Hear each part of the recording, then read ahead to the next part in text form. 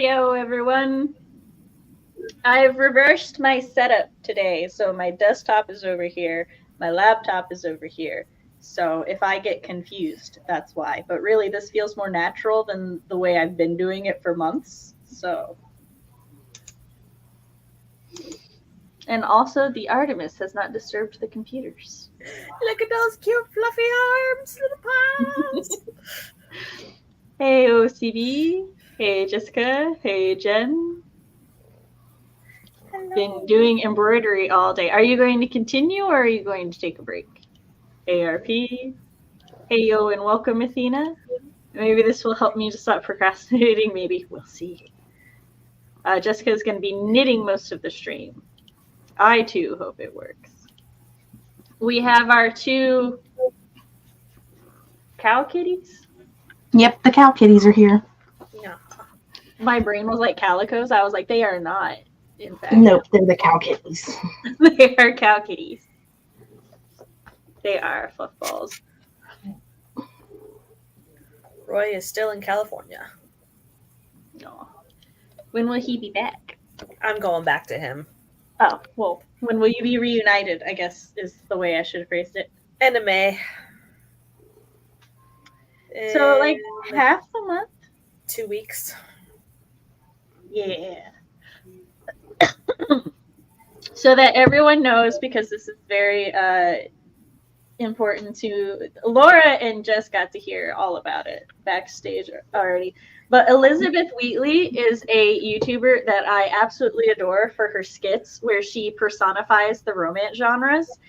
And her personifications of the romance genres are just like so perfect. They're like, she definitely, you can tell she knows the nuance and all of the tropes and stuff. It's great. There's also a continuity to her skits, which I had not expected. But there is. Like, there's a point where Paranormal stops calling her vampire and starts using his name. And I'm like, oh, they're getting closer. But she recently decided that she was going to start doing literary analyses of the different themes and stuff in romance novels because far too many people, romance readers included, just sort of was downplay romance is just kind of being like a cute, smutty genre.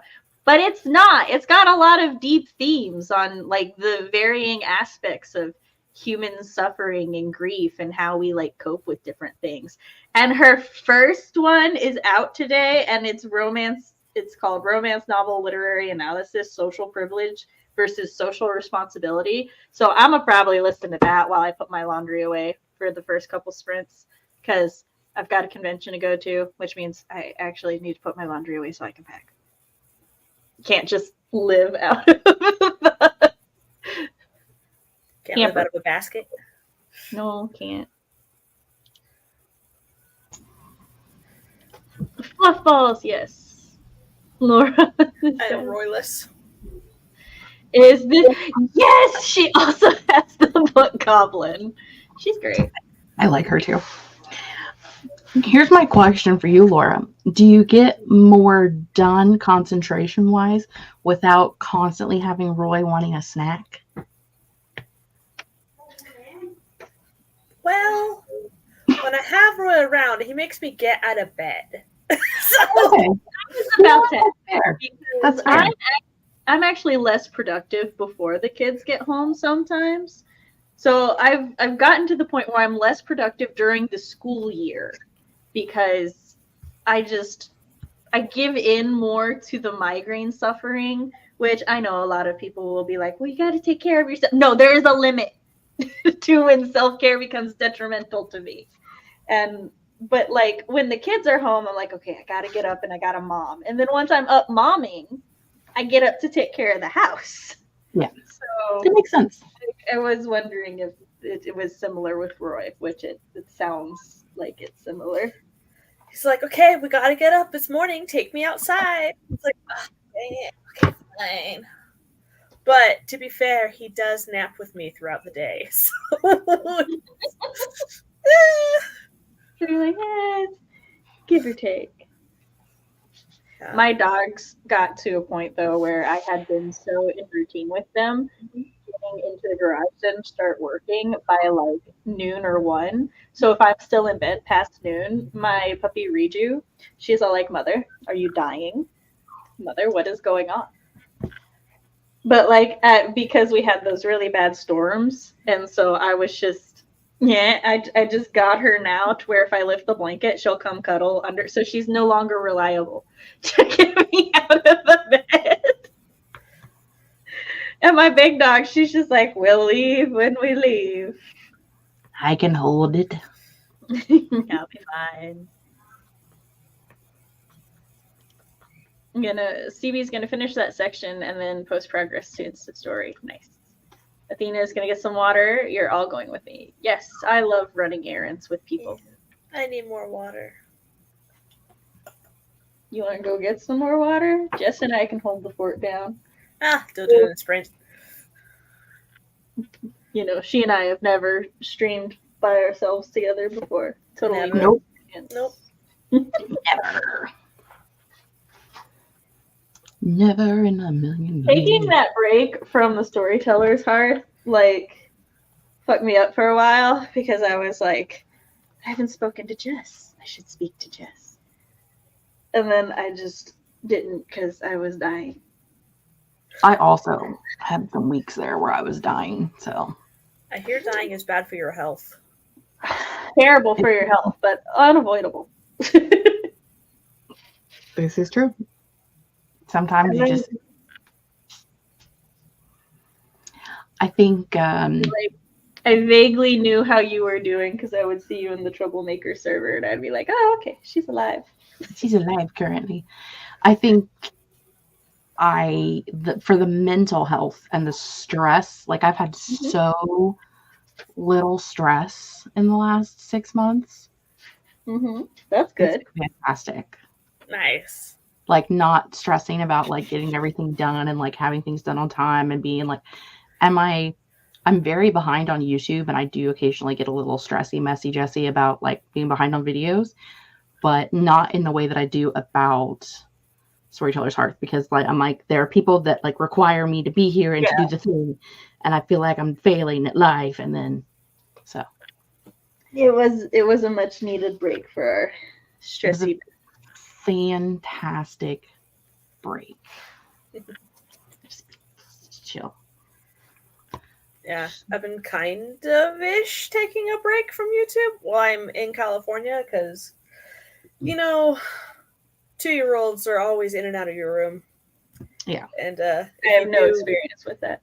If they do lock the door, they're just, "Open the door, Yoria!" It's like, You lock the door and they're just like, "Are you dying? I can't see you. I'm in the bathroom! In Open peril." the door! It's like, oh my gosh. I know it's got only so used to moderately relatable, but I was house sitting for a friend, dog sitting for her dogs. So children, dogs, same thing, right? Yeah, same thing. I was not informed that you have to keep the bathroom door open when you shower because the dog likes to be in there with you. And so he shoved his toys up underneath the door and I couldn't get the door open. Luckily, their bathroom has a second door into their bedroom.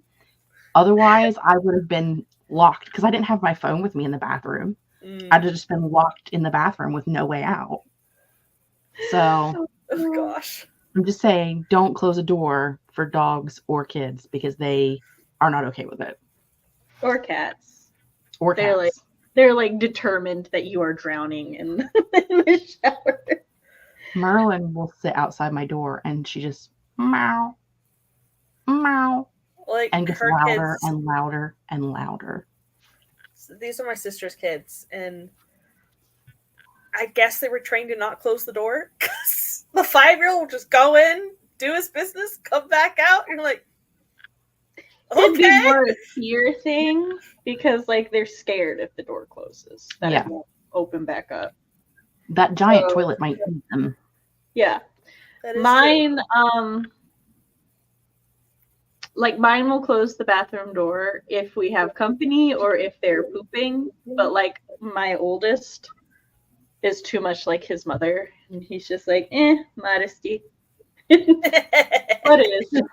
But I'm like, child, if you use the upstairs bathroom, you do have to close the door at least a bit, because when somebody's walking upstairs, they could just full on see you. And he's like, okay, and so he'll do that. But yeah, it's a thing when they're younger. You just kind of like get used to it for a while, and then when they're older and you're so used to not shutting it, because then they freak out because they can't find you. But then they're all like, mother! And you're like, can I help you? You're the one who came in here, not the other way around. My youngest finally got to the point where she won't try to chastise me for it. She'll just hold her hand up while she's talking to me, and I'll be like, okay, that's weird. But they're now scandalized. Except, again, my oldest, who's just kind of like, this is how life is. Dogs are better than human kids. I have all three, and I need to know the context of which this statement is made to know whether or not I agree. My 9-year-old daughter is still afraid to flush the toilet. So annoying sometimes. My daughter is also 9, and we've been working on that. For her, she's good on flushing at home now. But like if we're in a public place, it's the echoes. They terrify her. So she'll open the stall door and then she'll flush and then zoom right out. And I'm like, you know what? At least you're flushing by yourself now. So it works. My 2-year-old will close the door on you and laugh as she continues to slam it so you can't get out. You know what? At least they're not afraid you're going to die via toilet.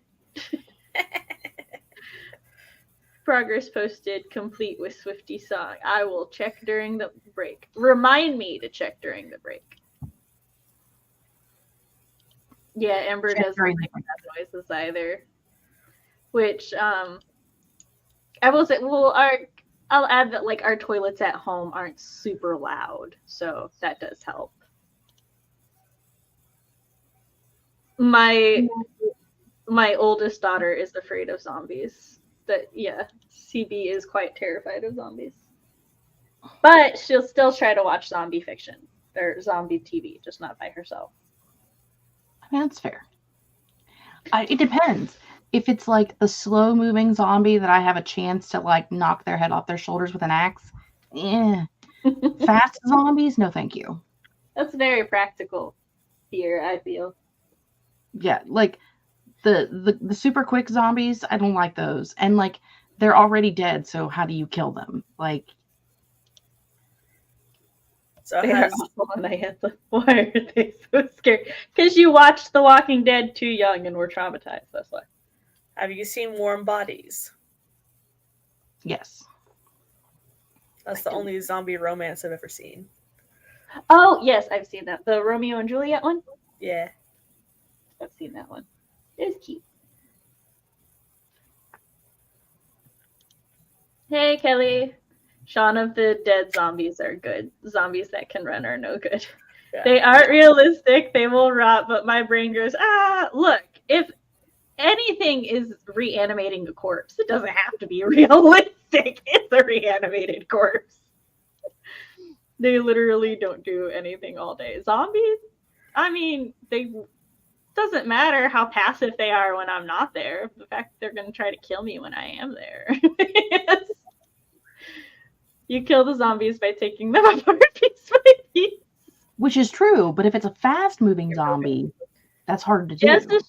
Just as saying her personal athletic ability versus the zombie, she does not find in favor. I need the slow guy that I can hit with an axe and chop his head off and then take his other limbs off. And I can't give him just wounds.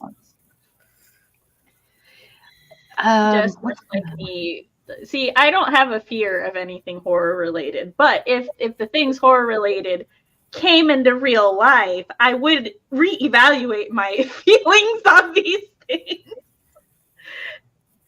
Because while I have a wide array of knowledge on how to kill most supernatural things, I also have chronic migraines that take me out, so I am at a distinct disadvantage. The only thing that I don't have proof that it exists that I'm afraid of is anything in the woods that sounds like a human voice. And that's because I live in Appalachia, and that's how we roll. Like, if you're out at night and you hear something in the woods, no, you didn't, go back inside. Just go home. So Right? I read Stolen Tongues by Felix Blackwell, and it starts with the parrot talking to something that has come into the house. Oh, no, that's a nope. And then it evolves into there's something outside, and the girlfriend is sleep talking to it. And then you can hear it outside. And so I got the prequel, and I am so flippin' excited. Nope. No. If you live in Appalachia and you hear something in the woods, no, you didn't, go back inside.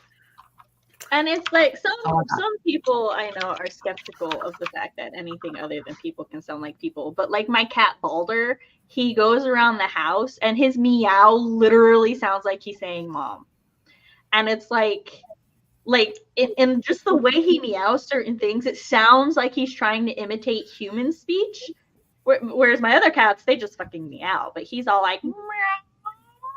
And I'm like, okay. And sometimes I'll ask him a question and it sounds like he says no or mo, which is close enough to mo and far enough away from a meow that I'm like, he's trying to communicate. So I'm like, if my house cat can do this, right, other things can. I have no proof that the thing exists, but I also don't want to know. Oh, okay.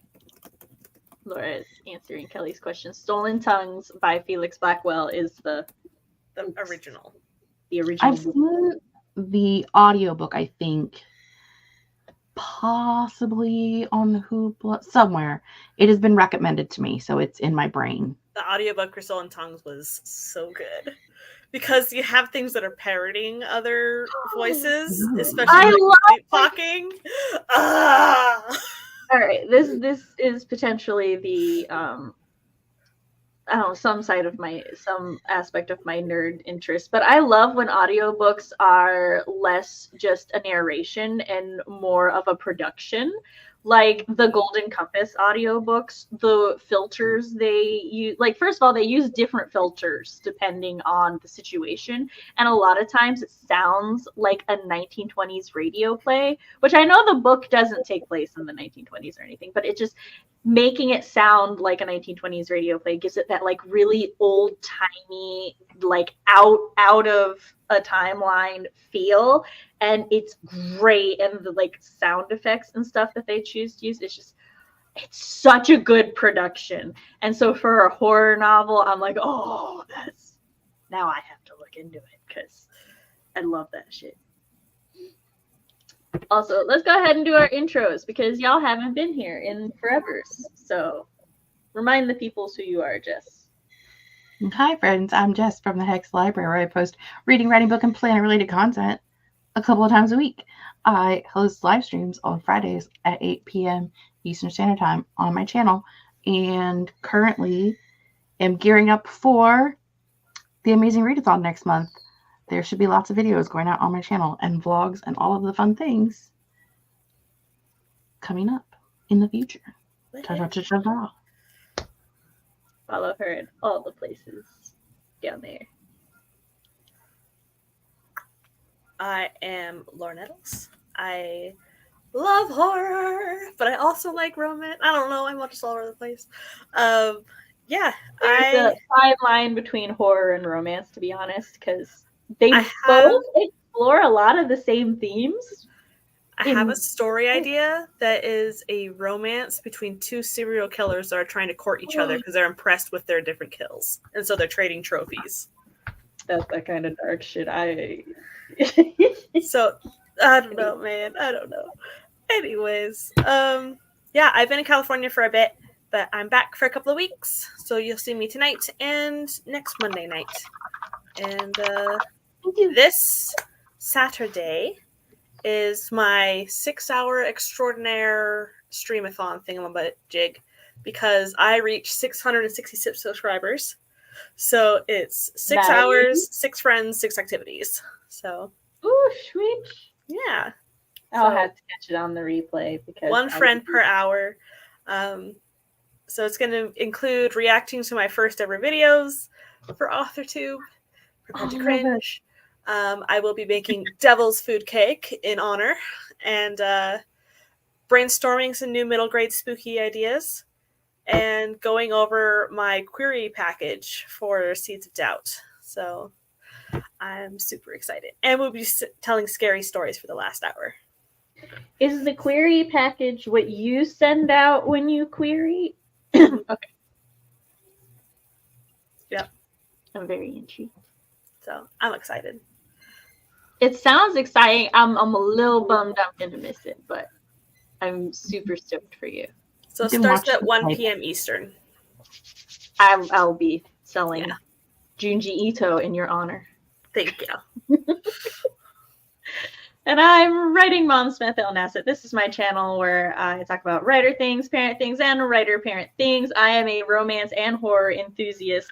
Also paranormal, fantasy, sometimes sci-fi. It sneaks in there on occasion. But yeah, this is my channel. I will be here most Mondays this month doing write-ins. I also do Whip Wednesdays on Wednesday at my brain just died. From 1 to 4 Central Standard Time. This week it will be on my channel. Currently, the Thursday Sam's Writing work shift, I think, is actually. I will be doing one next week, but not one this week. So, because I will be flying to Chicago. But yeah. Lots of fun. You can follow me all the places here. I will be sending a newsletter out next Monday. So if you're not subscribed, you should. What is everybody going to be working on today? If you haven't already told, let us know. If you have, refresh my memory. Jessica said, I feel like y'all are a good group to ask, so want to throw some writing prompts my way. I'm doing a 12-month short story writing challenge and need prompts. What genre? So not an audiobook to listen to. I did, and it was I was fabulous. about to say that really depends on how you like to experience horror, because I would listen in the dark. That idea of a voice in the woods gets me right in the know. Hey.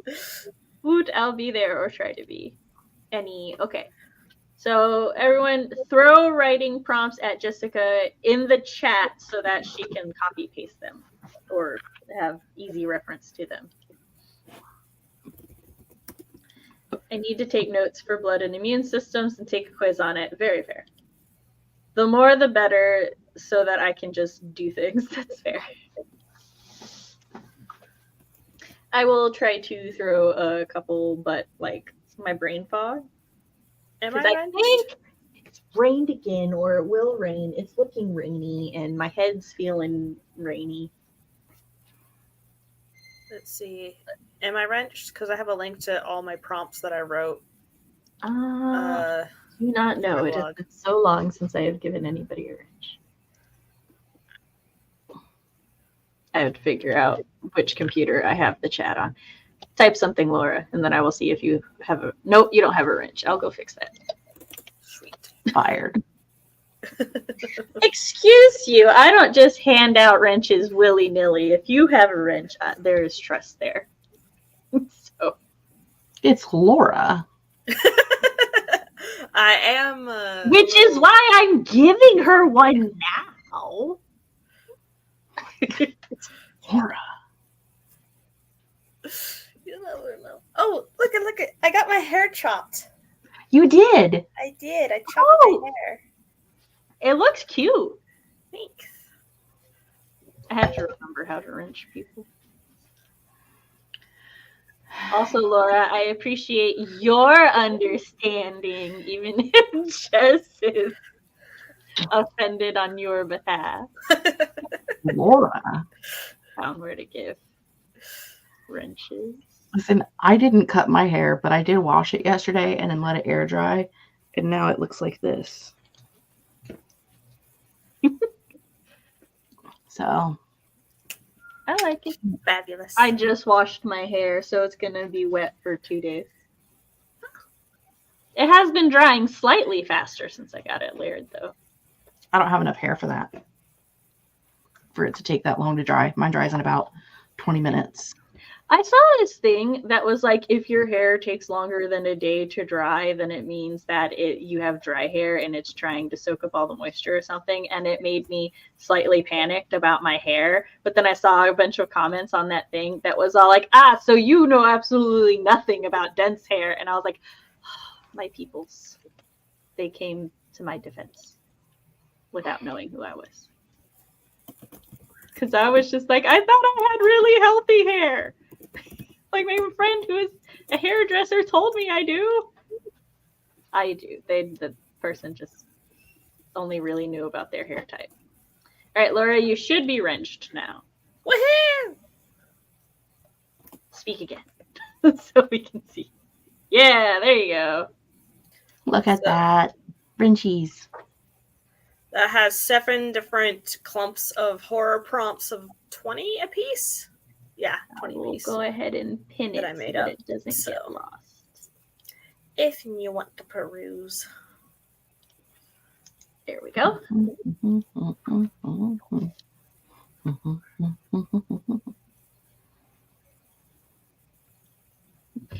This is, wait. We gotta go back up to where it was. So I can see the fun one. What about a voice in the woods calling out to passersby? It could be the voice of a small child. It doesn't matter. Oh yeah, I live in a place that's gotten a lot of rain, and I spent the whole day wanting to spork my eye. Oh no! The whole East Coast, from what I've heard, has been because my friend Matt is in Ohio, and I have another friend who's excuse me, Bless you. farther south. And so we've been like, as the storms have been coming in, I was like, oh man, I just got your storm. And then the next day I'm like, man, I'm getting a storm. And they're like, yeah, the news said I'll get that tomorrow. And I'm like, it's payback for the other one. RP will be working on what will hopefully be the last revision for his whip still. Nice. You're getting through it though.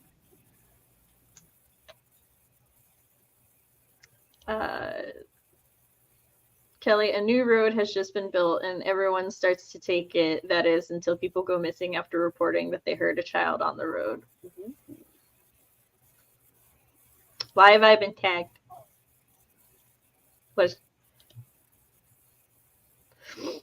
Welcome back. Athena lives in Texas and pressure don't work well at all. CB is going to work on her outline. Nice. I will be working on laundry. That's what this is called. See, you don't want me doing prompts right now. What the fuck? Is that a real... No, okay, CB, since you just got back, what is going on is... Sorry, Jess, I hit the... Whoops.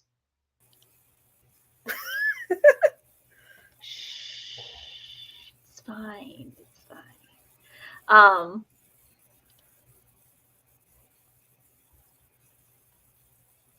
What's going on is that Jessica Berry is asking for prompts, and so people are providing prompts. Yeah, the buttons were... I don't know what happened. It just... You're so good at this. I know. All right. Who wants to count us down? What are we working on? I'm working on laundry. Yeah. I guess I'll work on draft 8. I'm here. Jess is just here. Nice. It's close to her bedtime, so she just hangs out with us. Nice. I'm probably going to eat cake. Nice. I had cake today. 3, So here we go. 1, go.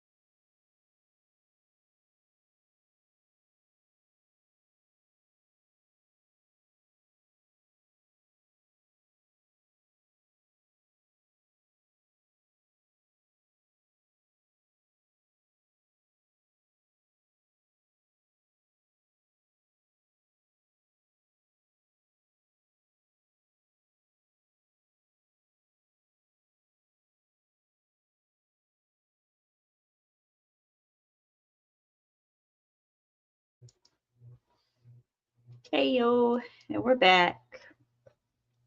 How did everybody do? I totally forgot I was here. My husband brought us me dinner, so that's what I spent a portion of the sprint. And CB wanted to run some ideas for her novel past me, so I didn't get much of my video watched. But the way that it started out, I really appreciate the fact that when she starts it, she's like, this is my analysis of the novel. I don't know, like, this, we're not talking about author intent or anything. She's like, because I don't know those things. She's like, I just know my interpretation and my understanding of it. And I was like, yeah, this is how all literary analysis should be. So I didn't get much farther than that. She is using a book by Anna something, which I think is on my TBR, but oh well. I had cake. Cake is good. I had cake today too. Mine was a caramel bundt cake. I need cake. I might have to go bake a cake so that I can eat a cake. Mine was triple chocolate poke cake that I made for Mother's Day. So it's like a layer of chocolate cake and then a jar of hot fudge, and then you make pudding mix and then pour it in it over top of it too, and then you make chocolate whipped cream with heavy whipping cream and you should send me the recipe. Mix that on the top. I will. It's delicious. That sounds amazing. For my chocoholic self. Yeah, my friend made it probably like a decade ago for her now husband's birthday because he really likes chocolate. And ever since then, it's like all of our favorite cake. Like we all always like, I want triple chocolate poke cake. That's fair.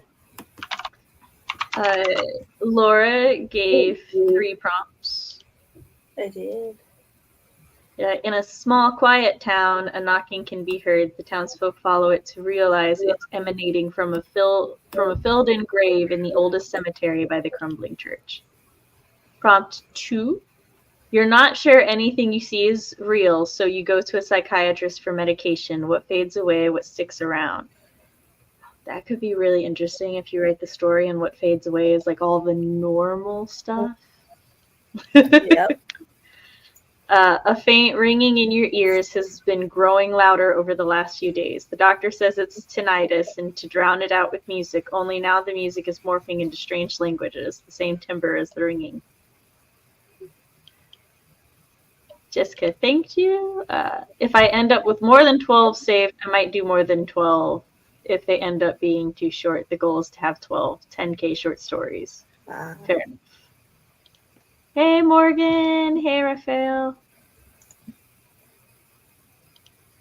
Morgan and JC saying hi to each other. During the sprint, CB was trying to figure out the mechanics of the accidental shifting of my main character. Got to add in more meat to my story, and I feel like that could be a good through line. Yes. You should also check out more shifter romance stories to help you with figuring out your things, because different authors handle it differently, and I think it would be good to expose yourself to those different methods and then kind of like see which ones you like and which ones you don't. I have recommendations if you need any. Kelly read more of All the Colors of the Night by Jane Ann Kritz. It's a paranormal thriller. Nice. Someone has the video open, I think. The echo's gone. Yeah. It was just, I had us turned up too loud. So it was, if for some reason my microphone picks it up and then sends it back to us. So I just turned us down. Rude. Oh my God, that chocolate poke cake looks delicious. Got 6 pages edited and accomplished dinner. Yes. Hey, Eva. Jessica, there are many holiday traditions from countless religions and cultures. When a friend or significant other invites you to their family home, you cannot for the life of you find any resembling theirs. Oh. Someone is cooking fish or something in my stairwell. I've never had someone cook in our stairwell. We've had squatters in our stairwell. In the stairwell? Uh-huh. Morgan's editing, so did a bit of editing. Nice. Which editing? If we can be nosy. Prompt 2 and 3 would both be eerie if you have certain types of mental illnesses. It would be fun, though. Yeah, that one was based with like, okay, hallucinations, we got, please. It's like that episode of, or it makes me think of that episode of Goosebumps where the kid's trying to prove that the teacher is an alien or a monster, only to find out like the teacher actually is a monster, but like the kid and their family are a type of monster that eats that type. And it's like,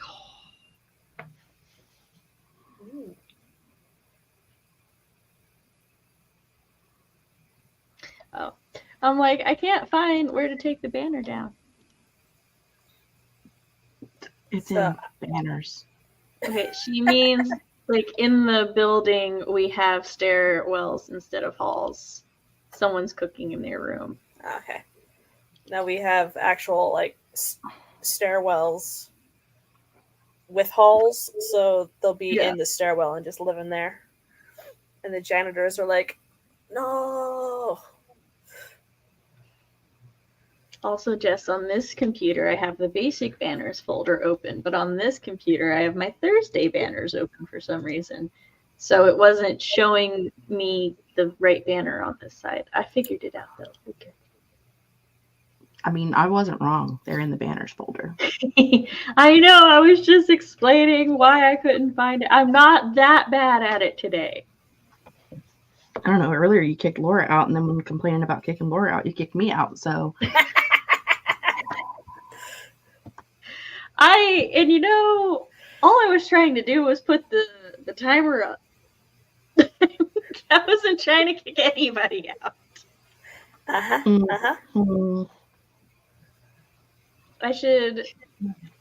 I never will, but this just goes to show I should stop using my face as a timer because that's where the confusion comes from. I see my face and I'm like, okay, that's me. But no. That's fair. It's you from the past. It is. However many summers ago. I'm over halfway done incorporating one of my beta reader's notes. So nice. I want a beta read for people. I have no time. Mm-hmm. But I'm excited for when the things come out and then I can take them and read them at my leisure. At my leisure. Yes, at my leisure. Without like anybody waiting on me. Mm-hmm. There is a thunderstorm incoming. Can you feel it? Yes. But there wasn't anything about it. And now there is. So, at 3 a.m., I am a motherfucking weather witch. I say that because for like a while, I would feel like we were getting a storm, but it wouldn't be on the weather or anything. And then it would pop up on the weather. And then somebody would be like, oh, I guess Sam was right. And I'm like, I'm a motherfucking weather witch. Of course I was right. Duh. The body knows. The body knows. But also, could it not? I would like to. I would also be okay if I wasn't a weather witch. I would like to exist for a couple days without dealing with it. See, and the even like worst part is if it just stayed raining for like a week. If it just rained straight for a week, I would be fine because the barometric pressure would be stable. like it'd just be raining forever, but my head would be fine. But no, it's because it's a storm, and then the storm goes away, and then there's a new storm, and then the storm goes away. So it's the pressure is fluctuating. And I don't like it.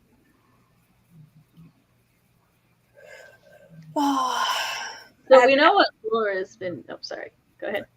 So I'm working on. This is now draft 8 of Seeds of Doubt, and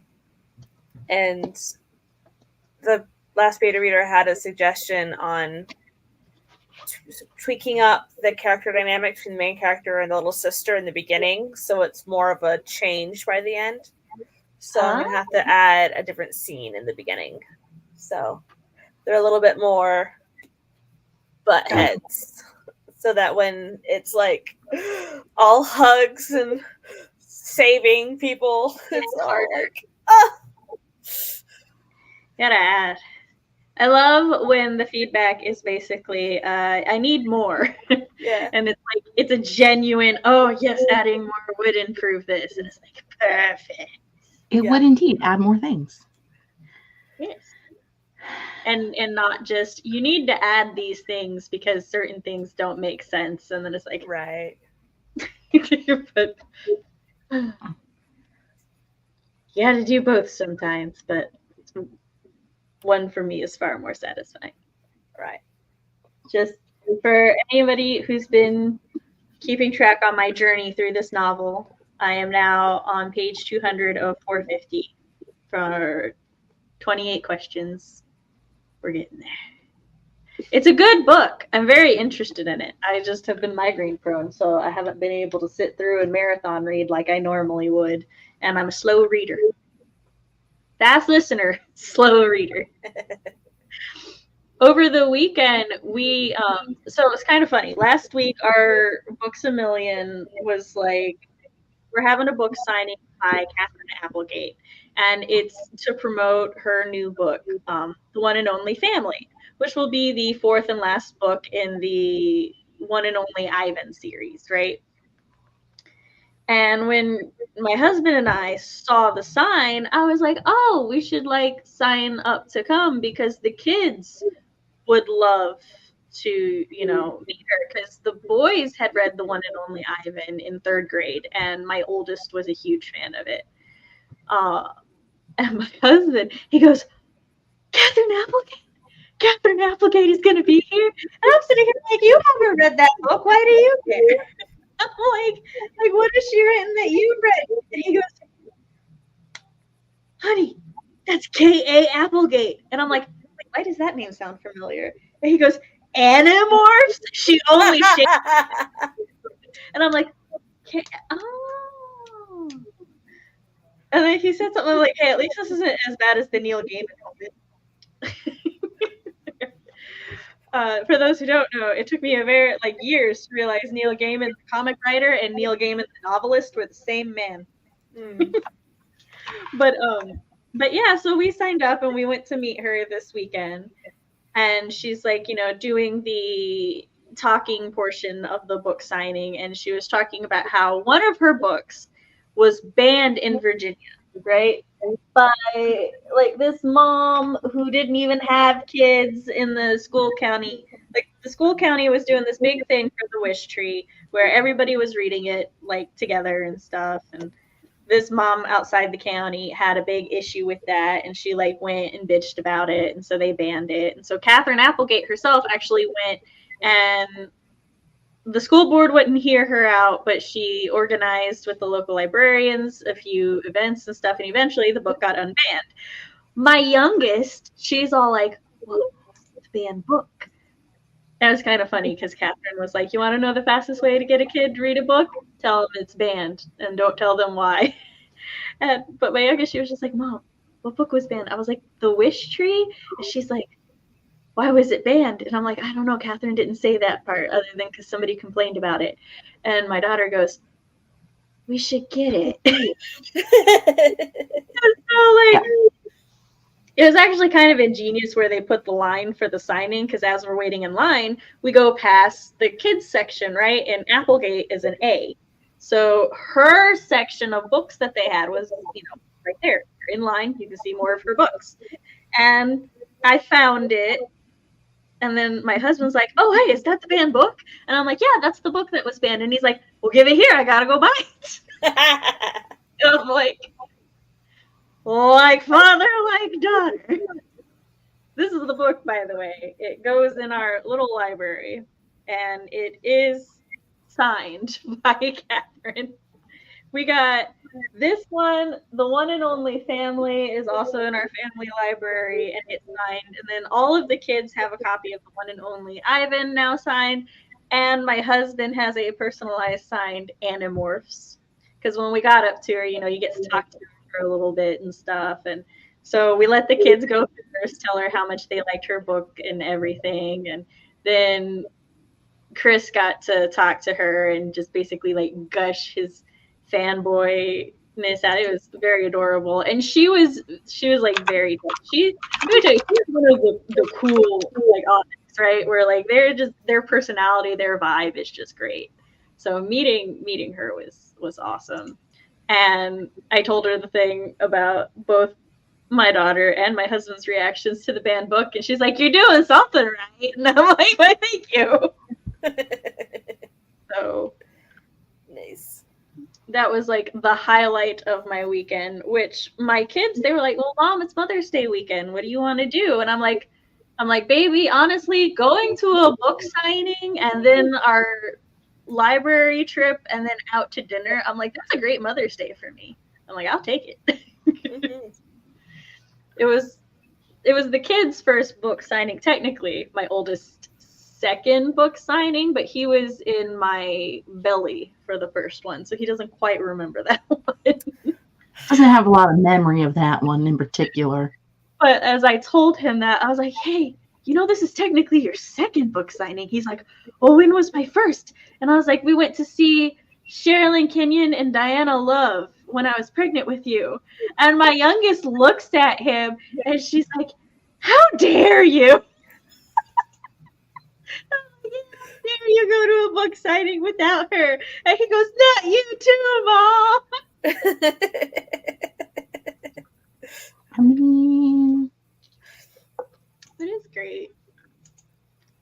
So, on a different note, I am working percolating in my brain a new story idea, which is a YA sweet slow burn Hades and Persephone. Ooh, go on. And I've been looking up Hades and Persephone retellings, and I hear this is one called Lore Olympus. Have you read it, Sam? You heard about it? Yeah, I've read it. I think the series finale is on Fast Pass right now. How is it? It's going to be wrapping up. I'm trying to think of how to describe it. So I'm on chapter 3. Yeah, I like it. I think it's very cute. Don't read it for accuracy. Because I saw the author note at the end of chapter 1, like, this is not it. No, don't read it for accuracy. She took the characters and she took the premise and then she went with it. Because like basically gods related to each other is up to the convenience of the plot. Like, if she needs them to be related, they're still related. But if not, then no. Like, Zeus is not Persephone's father. Okay. So, excuse me. So Hades is not actually dating his niece, which in the Greek myth. That's what's in my brain. Like, how do you bypass the incest? Like, you just go, they're not related anymore. you just changed the myth a little bit. Otherwise, I do like it. She handles a lot of the gravity and the themes of Greek mythology very well, while she doesn't stick to a lot of the original premises, or not original. Well, it's not like you're not reading it for accuracy. There is like enough there and enough homage to its. I would say I feel that it is respectful to the original myths while still carving out its own identity. Mm-hmm. And like the only thing that's kind of like is Hades and Persephone's age difference. But even then, I think she actually handles that pretty well, and I think she has a similar dynamic with her own husband. Because like when people started trying to call her out for that, I think she said that she had a similar relationship with her husband. So in that, I'm kind of like, I stand over here because I feel everyone deserves to create representation that reflects their own life if they so choose. And like I said, she handles the power dynamics there pretty well. Hades is a total simp, and Persephone takes control of the relationship at several points. So I like it. I'm a little behind on it, but I'm pretty far. And it's finished tempting Hades, and I have a deal with the Elf King, and these are both Hades and Persephone's retellings that I'm going to be reading for research. And then, also, I'm pulling a Aeneid, basically, where I don't know if you read that one. It's Egyptian mythology, but I haven't, but now I need in the Aeneid,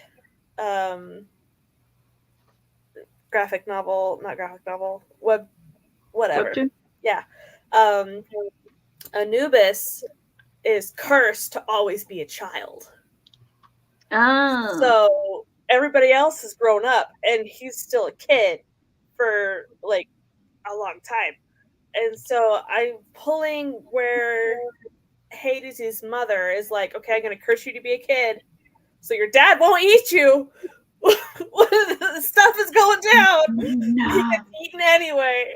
And so Hades is going to have been a kid for a very long time, and then finally like breaks out and starts aging into a teenager at the same time as Persephone being a teenager. So it's going to be YA, but like he's been a kid for a while, but it still had a kid mentality. So the way I would suggest phrasing it is that his mind was also frozen with his body. Yes. Yeah. Yeah. Because that's typically where like, I like where I get the questionable thing is because it's like when they're mentally older, like fucking Stefan from Vampire Diaries. He acts like an old man. I'm not trying to pull an Edward Cullen where he's actually 109 mentally. Like, yeah, exactly. Yeah. Which I will say, Edward's still on a level. He acts like a pretentious teenager sometimes, but like whoever plays Stefan, I love and hate their performance of Stefan in the Vampire Diaries because I think he does such a phenomenal job playing an old man trapped in a teenager's body, but at the same time, he's dating a teenager, and there's like times when she's very much acting like a teenager, and he's just kind of got that like old guy, to be young and to be a kid again. And I'm like, sir. So, in Interview with the Vampire, Claudia was, if I remember, in her 60s when she met her final death. I like how Interview with the Vampire handles Claudia being trapped in a child's body. Like, I think she hated it because of that. Like, she was envious of other women who got to go through puberty and be an adult. Yeah, grow up.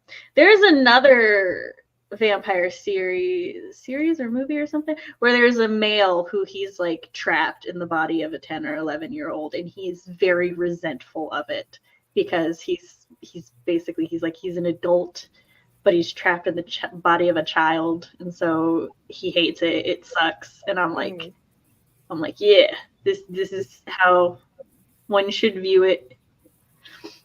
I actually did research, and when I found out that your body is technically at its height is in your mid-20s when everything like finishes developing and everything, and I was like, all of my vampires will be turned in their mid-20s. Nobody's because like when I got to 16 or 17, I was like, I would hate being stuck in this size forever. And I'm like mid-20s, motherfuckers. So there's a game. I love me some White Wolf called Vampire the Masquerade. Swan Song, there's a vampire girl who looks and sounds 9 but was born in the 1920s. Yeah, a lot of vampire fiction has played around with that, but generally the ones who do it well are the ones who, like, vampires are monsters, and they're playing around with like how much humanity do they still have, or if any, right? And then they'll have like the vampires who were turned at varying ages, or even like the ones that were turned like they had cancer and they didn't want to die. And then sometimes that means the cancer died with them. And other times it's like, oh no, their healing thing is just keeping the cancer at bay forever, but they're like in eternal pain. So that sucks. Yeah. I like seeing the way different authors handle that. And then we went through this era where everyone's just a hot teenager who's really centuries older than I'm. Where's my eternal battle? Don't get me wrong. It's still fine. I'm not angry that people have this. It's not my thing, but I want more of my thing. That's all. L.J. Smith, who wrote the Vampire Diaries books, I don't know if it was ever stated in that series why the vampires drink blood, but in her other series, The Night World, the vampires had to drink blood, and we've probably talked about this because we've done a whole episode on vampires. But they drank blood because of the oxygenation. Like, they don't have the ability to take in breath, so they can't oxygenate their blood, and therefore they have no blood flow, and then their body parts don't move. And so they have to drink human blood in order to get the oxygenation in. And so, like, that's why I'm assuming the vampires in the Vampire Diaries desiccate, because they're not drinking blood. And so they become stationary, and then once they get the blood, they're able to get the blood flow going again. And, like, that has always been one of my favorite, because I read Night World forever ago, and that has always been one of my favorite reasons for vampires to need to drink blood. It's just basically because they need it to move. That's cool. I've read several paranormal series and stuff where it didn't go that scientific in it, but it is that since vampires are dead, they can't produce blood, and you need blood to imitate life. Yeah, basically. So, like, they need blood to have, like, a skin tone. They need blood to move their muscles. They need blood to move all of their oxygen and stuff. And so without blood, they do start looking more sunken and more corpse-like. So it's very interesting to me that whether she, like, thought it up or just expanded on that idea. I love that she provides another scientific reason for it. And I should read the Vampire Diaries books. Just as a disclaimer, all of my opinions on Vampire Diaries is based on the TV show. I haven't read the books. But the Night World books came out in the 90s. So, like, we're talking, it's been a minute. Yeah. That's some old-timey vampire lore there. It's fine. Well, that's probably more my jam than... Yeah. Well, so girl.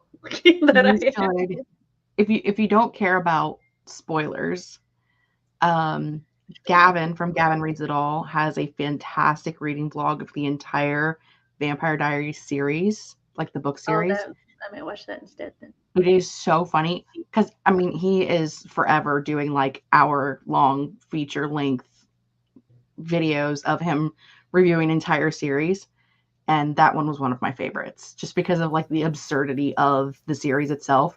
And you just see him like, he's like, I can't believe they've done this, and then he just starts like talking about all of like the crazy shit that happens, and I love that. I'll give it a watch.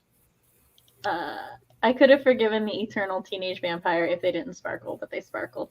See, I didn't even care about that part because I'm like, you do you, boo boo. Like, I don't understand. Like the reason for it is that like they're supposed to be so much more alluring if they sparkle, and I'm like, I don't know about you, but if I saw a sparkling person, I'm going the other way. Like that, or I would just appreciate assume the they fact were that she came up with something new. Yeah, it's like But- I don't care about that part. But I'm not. I appreciate that she tried. She didn't try real hard, but she tried. I was more annoyed that she apparently wrote her character doing more research on vampires than she herself did, and for that I shan't forgive her. But the sparkling, I'm really everybody does their own thing. She wrote her. I will give Stephanie this. She wrote her vampires to be monsters, and I love when my vampires are monsters. So like, I think if Twilight had been a horror series and not a romance, she could have done so much better. Because I've heard, like, in some of the analysis and stuff that I've watched of Twilight, I've heard some of her excerpts on certain parts, and I'm like, this is horror material. Like, you're in the wrong genre. I'm currently on book 3 of Gray Bryan's Vampire Mate series, and I love the different reasons so far for why they became vampires. Ooh. I also say I like when authors play around with the idea that there's different types of vampires, because like so many different cultures around the world have different like myths and stuff for vampires, and I like the idea that like, oh yeah, well if this type of vampire exists, then these other culture vampires probably exist too. Yeah. Ooh, excuse me. I love vampires, writing a vampire book currently. Nice. With a name like Christian Michael, I would be disappointed if you weren't in paranormal fiction somewhere. Because that's just a great paranormal writer name right there. Raphael said, I'm currently writing a Vampire the Masquerade book. Ooh, like an official one or one inspired by it. If it's not official, I would be careful because they tried to sue they did sue Underworld because of how closely their mythology aligned with White Wolf Publishing's.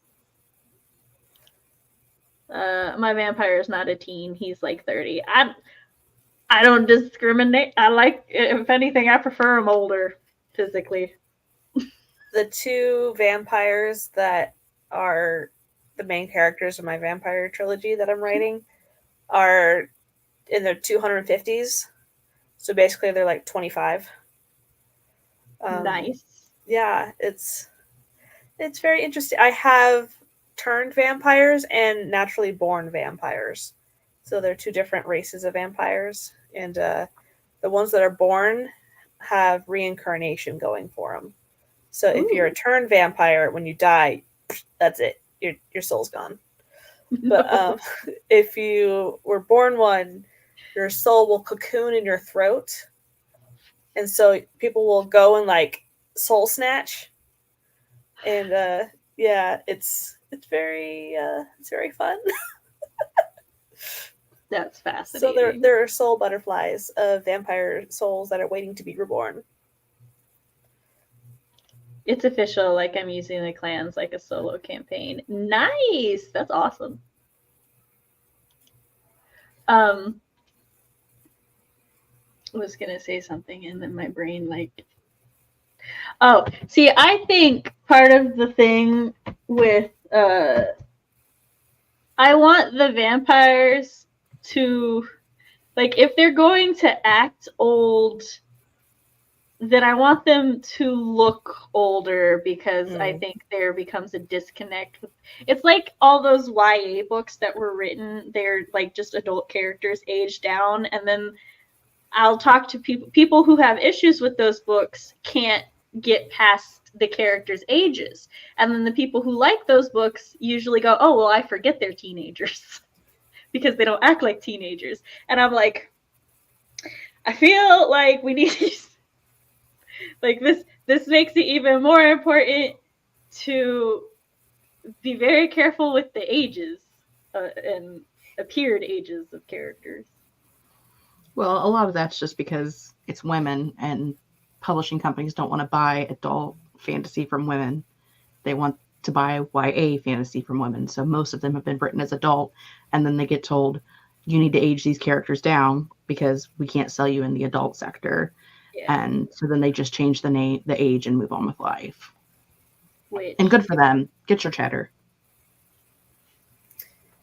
It sucks that they have to do that, though. yeah. I That's why I don't like. That's why I should talk publishing and not the authors themselves, because I know like some of them really. That's like Leah Bardago when the Shadow and Bone series was made. There was a large part of the fan of her fandom that really hated the fact that the characters were aged up, but she was the one who requested it. And like because of the era that her book was written in and because of the way the characters feel, I suspect, though I have no proof, that the publishers had forced her to age them down, and the TV show gave her a chance to fix that. That is a conspiracy from me, if you will. The closest thing Kelly has to vampires is ghoulie men, but depending on the myth, those might be closer to the actual myth of vampires than some modern day things. They're closer to a vampire that feeds on magic. Nom nom magic. Hey yo! I'm working on laundry.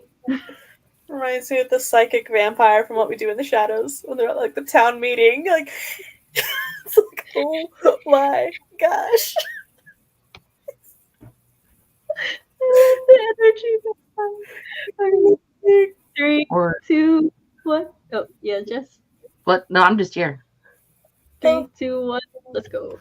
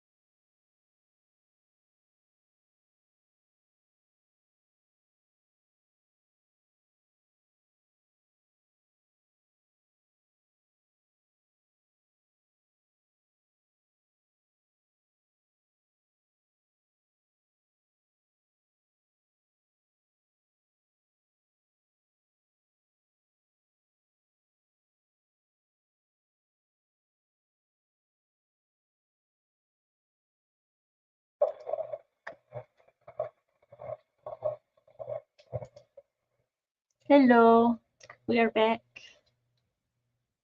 Hello. For a portion of the sprint, I had gone to put away the stuff that goes in the drawer and to fetch more coat hangers.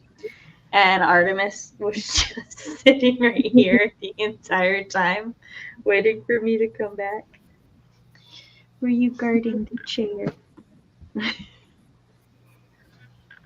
She is currently standing on the pile of my husband's shirts that I need to hang up that are in my lap. Sounds about right. She's like, no more, mother. I performed chair surgery. Ooh. How's the patient doing? Pretty good. Is it gonna make it? Nice. I think so. It was a success. It still feels like there's something that's not connected, but like I tightened all the things, so I mean, there's nothing else I can really do, you know? Yeah. Because of the way that my children and I sit with these arm rests, every now and then I have to take the Allen wrench and tighten the bottom screw. Yeah. But like the armrests are designed to kind of like, as I move this forward and stuff, they also move. So it could just be that I am not muscly enough to tighten it enough to where the screws won't get, but it's also like I only have to do it once every couple weeks, so it's not that bad. One day I want a real chair, just like an armchair, a comfy armchair. One that can recline, maybe. I don't know, just a regular comfy armchair for when I'm sitting here at my desk. A rocking chair. It was like a rocking recliner, and it was amazing, but it died.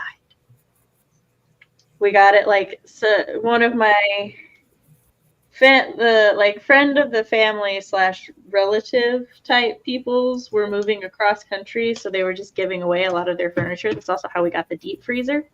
So we were just like, hey, we just bought a house. Isn't this convenient timing? So it was my favorite chair, especially since I could rock the children to sleep and then just sleep in the chair. Mm-hmm. So I was so sad when it died because the children got older. It did not survive them. How dare children get older? A rocking reclining chair to small children is basically just a boat. That's fair, actually.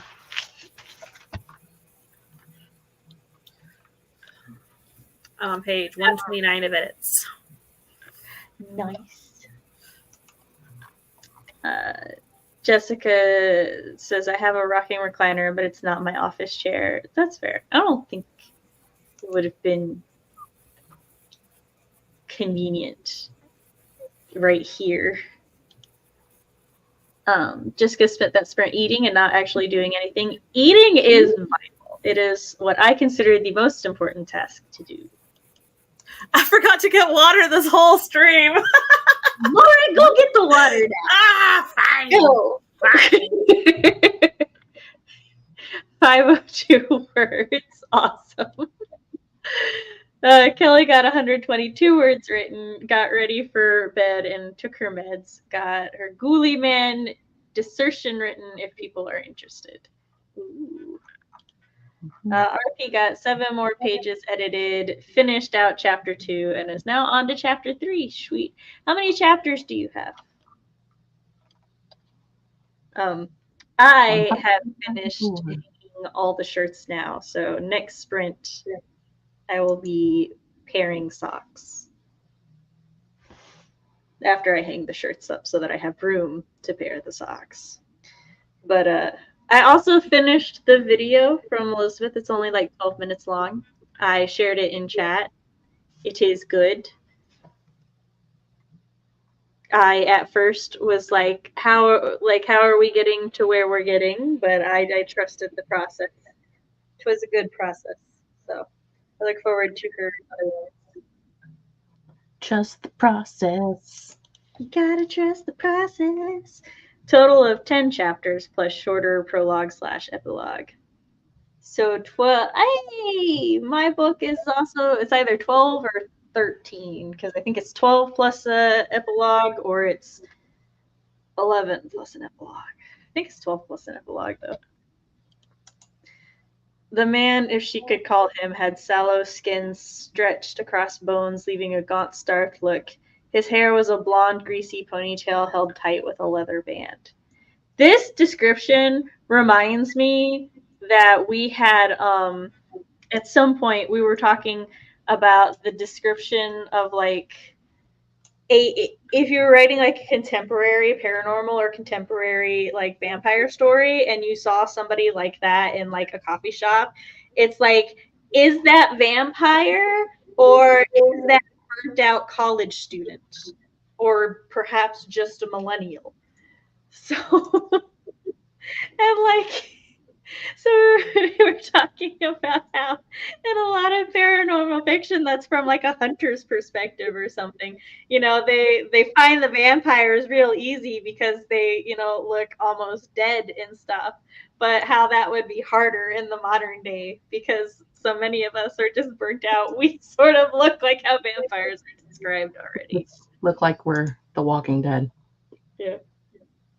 So I returned with both water and chocolate milk. yes. The question they must ask. Yes, see, right? Like you're a vampire hunter and you're sitting there and you're like, do they look gaunt because they are the undead or do they look gaunt because it is final season? Both. Or do they look gaunt because they are a millennial deciding to give up avocado toast? No. I took my sleeping medicine and I'm falling asleep. Not sure if I'll get any more writing tonight. Hey, sometimes you just gotta call the night. Yeah. I have a late stream, so a large portion of chat just uses the last sprint to get ready for bed. And you know what? I'm down with that. We've got dinner sprints here. We've got pre-bed sprints. It's all good. We're just hanging out and adulting together. I don't want to be a grown up. You got to be the best kind of grown up. I don't know. You got to be a grown up who indulged in so much chocolate cake. It's true. It was Nine. delicious. I don't want to be an adult with bills. Where's the truth? Why?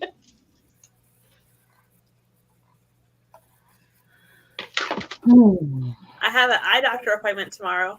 I get new glasses. You gross. Nice. I had an eye doctor appointment last week, but I was feeling really terrible, and my mom is out of town, so she couldn't drive me to it. So I just rescheduled it, and it turns out that was the right call to make because that was the day we had all those tornadoes. So the universe was on my side. Oh, that would suck. 6 years, and I'm ready for a new pair.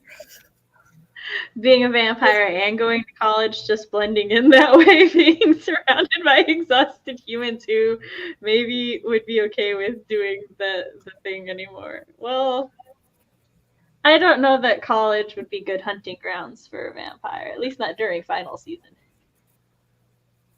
Like so much caffeine in that blood. I don't want to grow up. I'm a Toys R Us kid. Not suck. I meant for vampire. Oh. See, I still think it would suck because I don't think that like the pool would be quite as tasty. My college was weird. We didn't sell caffeine on the premises. Huh. That doesn't mean people didn't have it. Yeah. No Coke. No coffee. When my husband was in college, he won a 6-pack of, I think it's Monster. I don't, or not a 6-pack. I don't know. It was a box of some energy drink. No, Balls. It was Balls, and he won it. And then he drank all of it in one go, which I told him not to do because I'm like, that sounds terrible. He regretted it so much. To this day, I don't think he's had balls again. Wait, what? Like, how did you get through your college years without? It was run by a vampire. They wanted the blood to taste good. So they were like, no caffeine on campus. Wouldn't put it past them. They knew that there still would be caffeine, but they were hoping to minimize. But if you, as the vampire, needed a caffeine boost for finals, that would be ideal. I want to know why, as a vampire, I am subjecting myself to this. Do I not have other options? Am I a born vampire and this is just part of growing up? Why, as a vampire, am I doing this to myself? I don't understand this concept. It was a religious school. What? Everything makes sense. It's like, part of me is like, yes, that makes sense. And then another part of me is like, wait, what's wrong with caffeine? I can hear, I guess fair. I can hear the vampire. In some churches, it is considered a drug. Yeah. I hear the vampire complaining now. I just wanted to have a snack before I go to bed. I just wanted a quick snack before the sunrise. And now it's noon. And I'm still awake. Go down to the guy who nobody's seen in weeks because of his horrible study habits. That's everybody. Hooray! There's that, like, the vampire just doesn't go to class until the day before all their finals are due, and they just stock up on energy by drinking everyone else. And they, like, automatically get one of the highest scores and stuff because everyone else is now slightly drained. But also, when you get the blood, do you get, like, the memories associated with, like, what was going on at the same time? I love when that is a thing, so yes. And therefore, the vampire never has to study. Because that's how they study, is they just drain the people who did study. They drain the smart people.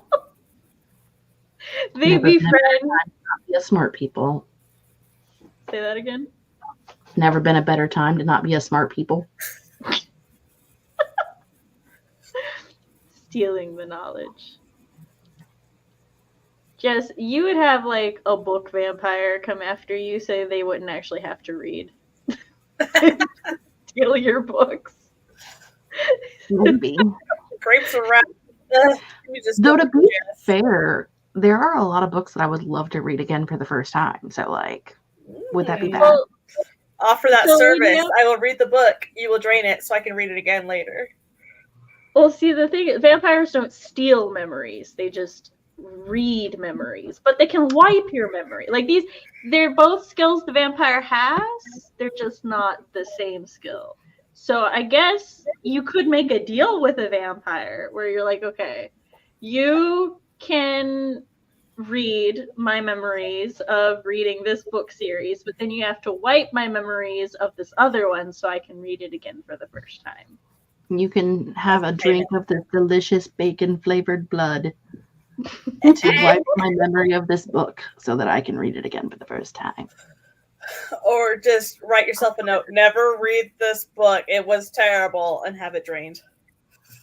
This reading experience was so detrimental to my health. Could you please wipe it from my memory? I've read some bad books, though, that I would also love to read again for the first time again. They were so bad. You know what I mean? You're so detailed with your charts. I fully believe you could keep a comprehensive chart of the ones you do not want to read, the ones that you would like to experience again for good reasons, and the ones that you would like to experience again for other reasons. I think it's... Is it The Woods Are Watching? That book was so dumb, and just like a girl she falls in a hole and her ankle snaps off, like basically the ankle at the leg completely off, and then at some point somebody shoots her whole hand off, and somehow she's running through the forest on a makeshift crutch. Like, she would have bled out by now, first off. Second off, no. Like, This and then, reminds me and of what? Cannibal Shia LaBeouf. Yeah, but that's not meant to be serious. No, it's so good though. You get caught in a bear trap and you're bleeding from your stump leg, but you're still beating up Shia LaBeouf. Like, yes, it's so funny. Jessica said, meanwhile, the vampire is out partying and portraying the typical college facade. JK is working on a new outline for Project Sugar and Spice. Oh, why a new outline? Did the beta reader feedback come back, and does it need an overhaul? What's going on? What's up? Kelly said, what deal with the vampire would the harassed college student make? I guess depends. Rent free. Just live in the coffin next to them. Hold on. Oh, wait, no, wrong. They get the coffin during the night and the vampire gets it during the day. Free rent. There are arrangements like that. I hope she doesn't think she muted and took herself off screen. No. Bless you. No, when my husband comes for a good night kiss, I just have to turn the camera off. I don't care if y'all hear it. No, I just Public display of affection. I wasn't sure what you were doing. I didn't know if you were gonna like have a conversation. Oh no, happening. So you're good. I appreciate especially with the way my night's been. I appreciate you looking out for me. There was nothing I could have done. You probably would have walked away and not had your headphones on, and you wouldn't have heard me. And I can't stop it from here, but I would have at least, Attempted. I get you. It's the thought that counts, right? It is. Why does this say that this stream is not at a 5? complete overhaul, just need to fix things here and there. Okay, cool. The vampire pays their tuition. JK is just a little tired today. Speaking of being a little tired, it is Jessica's bedtime. We will start the final sprint in a moment. And Jess will say her goodbye and go to sleep. Farewell. See, the only problem is, like, if I wanted to make a deal with Vampire, I would have to get Chris to agree to give his blood, because I can't give blood since I am, like, borderline anemic and stuff. But back, like, when Chris was in college, he would give blood, like, as often as they would let him. And they really loved when he gave blood because, he's O negative and he has a really high platelet count, which is apparently a really good thing. So I'm pretty sure that I would, like, have the advantage in any negotiations with a vampire. I would just have to sell my husband's blood. Just have him on tap. So just leave the IV in and they can just turn it on like a faucet. I just need a shot. Just need a shot right now. Just sit over there. We gotta get a bag. It'll be fine. You go to work. I'll get our mortgage paid off. But all right, let's go into our final sprint. That's very tiny. It does that until I full screen it. I will not be here, and you come back. So everybody have a wonderful night. We love you, Jess. Good night to Jess. I'll be doing this thing. Okay, and we're going in 3, 2, 1.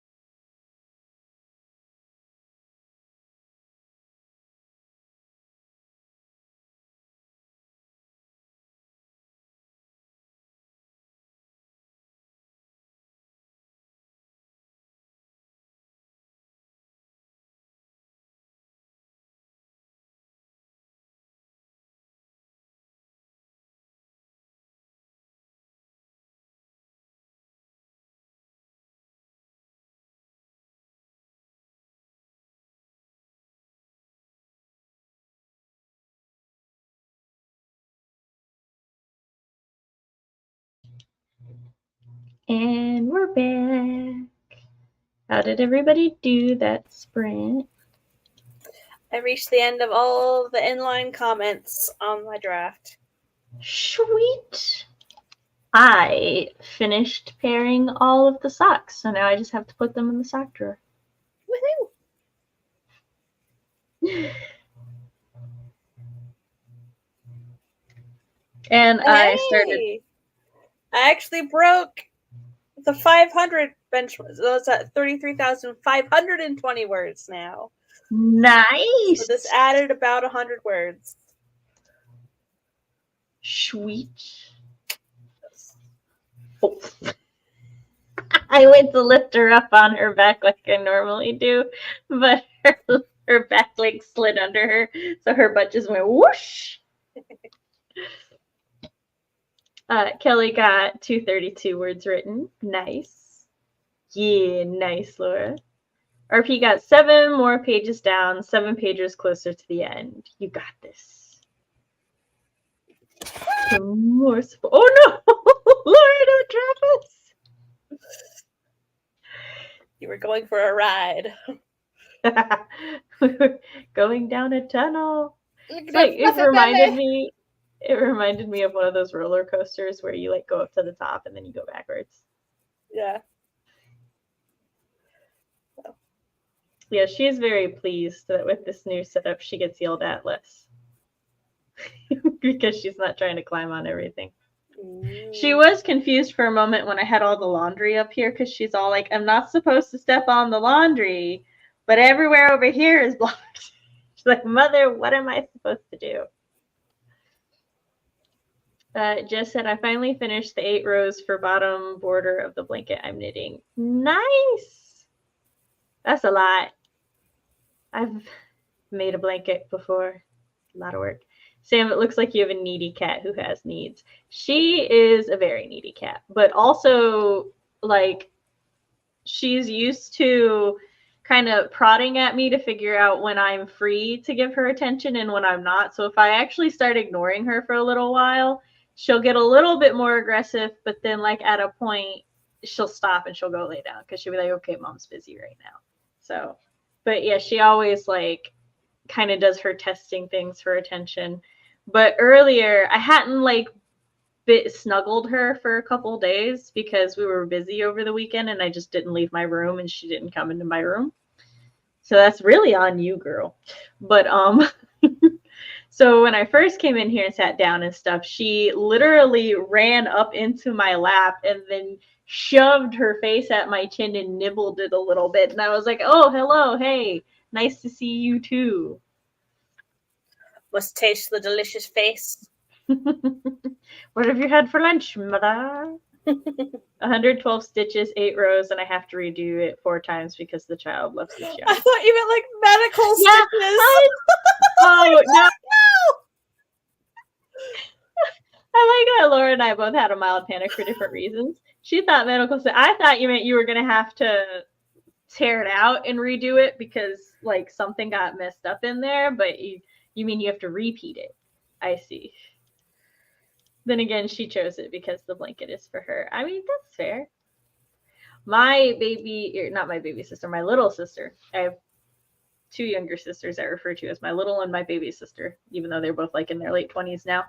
But she custom designed blankets for the children, but she was like going one child at a time, and she like didn't even discuss the designs with any of the children until it was like their turn because she didn't know how long the blankets would take, and she was like, I don't know if their interests are going to change, you know. But she recently was able to start on my youngest blanket, and it's gonna look so cool. I'm excited. She just finished my oldest one. She started with the middle child because he was the one who showed like the most interest in having one because he really likes the crocheted blanket that my husband and I have that was my grandmother had made it, and he showed a lot of interest in that. So my sister was like, well, I'll go ahead and make him one. And so she did his first. And then she was doing my oldest, and because last year we just had a lot of family stuff, like my grandparents' 50th, my aunt and uncle's 25th, and there was somebody's 75th birthday, my grandfather's maybe, or his 80th. Oh, there were a lot of things last year that we had to do, so she didn't get much time to work on it. But then this year she finally started working on it, and my daughter is excited, and I am also excited because they look so damn cool. Like, my sister figured out how to do custom patterns because she's very into digital art. It's like her hobby. And she figured out how to do pixel art. And then she figured out that she could easily transfer pixel art into a blueprint for crocheting. So basically, she does a pixel art of the blanket first, and then she like cuts it into a graph, and then she works on it like square by square, and then she crochet sews the squares together, and it's pretty seamless looking. It's badass. I've shown the blankets on stream before. Oh no, I have to rip it out and redo it 4 times. Oh, so I did understand you correctly.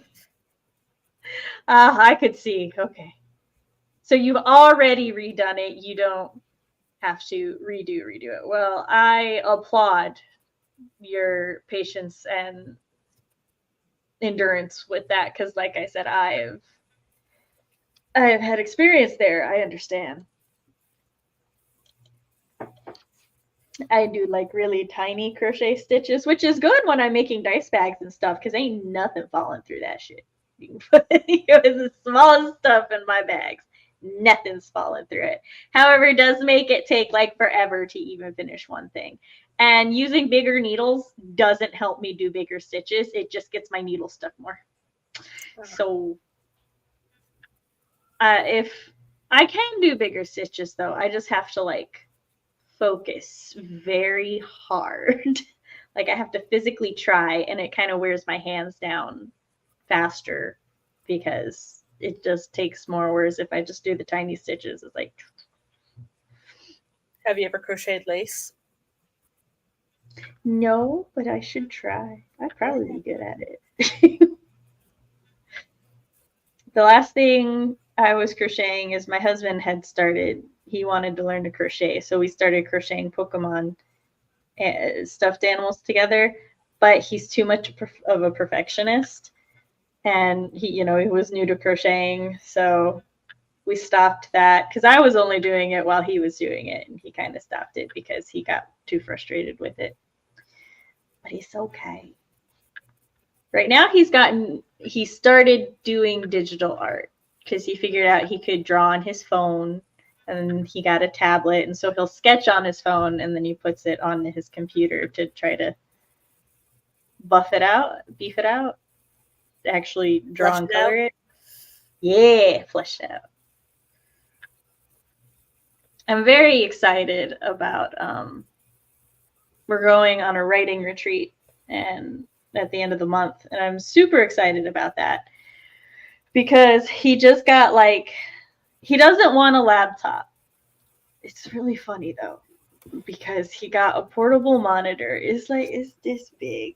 It's a baby monitor and a portable keyboard, so he could just hook them up to his phone, and he's just gonna type on his phone while we're at the retreat. Because he was just like, I just don't want a laptop. And I'm like, that's fine. And I'm like, well, why don't you just get a keyboard for your phone? And he was like, oh, yeah, I could do that. And then he's like, maybe I should get a portable monitor for my phone. And I'm like, that's basically a laptop there, but okay. Right? I'm like, that's sure, whatever. He uses the little monitor as like a second monitor for his desktop right now. So I'm like, you know what? If it works, it works. As long as he actually starts writing again, I will be happy. Mm-hmm. So he's got Didn't he write a romance before? He used to write romances. Yeah. Well, to be fair, we both used to write a lot of fan fiction, and all of his fan fiction were romances.